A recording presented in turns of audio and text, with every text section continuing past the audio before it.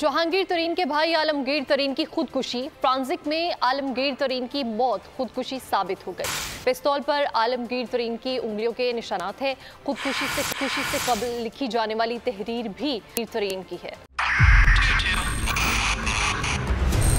Mobile loan application से कर्ज लेना आवाम के लिए अजाब बन गया। सूद की ज्यादती और धमकियां, शहरी ने अपनी जान ले ली। बोल ने दिया अपने आवाम का साथ, उठाई इस स्कैम के खिलाफ आवाज। जो है लोन देने के हवाले से फ्रॉड बन रही हैं और लोगों की जिंदगियों से और इनकी इज्जतों से भी खेल रहे हैं। तो मैं ये समझता हूँ यहाँ पे दो तीन बड़ी अहम चीज है। ये है कि ऐसी एप्स जो कि एक्सेस प्रोवाइड कर देती हैं टू दी कॉन्टैक्ट्स और उसके अलावा टू द गैलरी।